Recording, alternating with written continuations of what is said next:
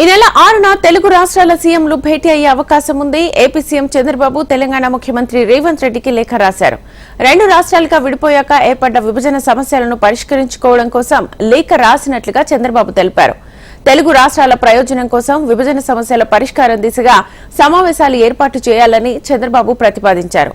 తద్వారా విభజన సమస్యలపై చర్చించుకుందామని, పొరుగు రాష్ట్రాల పరస్పర సహకారాలు అందించుకుందామని చంద్రబాబు తెలిపారు.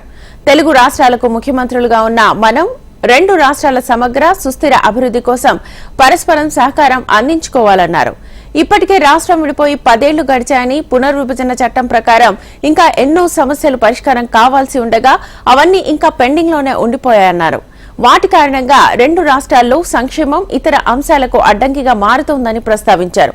వీటన్నింటినీ కూర్చొని పరిష్కరించుకోవాల్సిన అవసరం ఉందని, అందుకోసం జూలై 6న శనివారం మధ్యాహ్నం తెలంగాణలో సమావేశం ఏర్పాటు చేసుకుందామని చంద్రబాబు ప్రతిపాదించారు.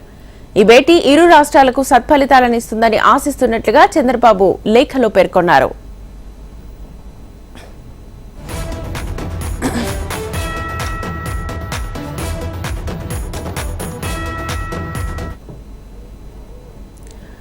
ఏపీ సీఎం చంద్రబాబు లేఖపై తెలంగాణ సీఎం రేవంత్ రెడ్డి సానుకూలంగా స్పందించారు. నేడు చంద్రబాబుకు సీఎం రేవంత్ రెడ్డి లేఖ రాయనున్నారు.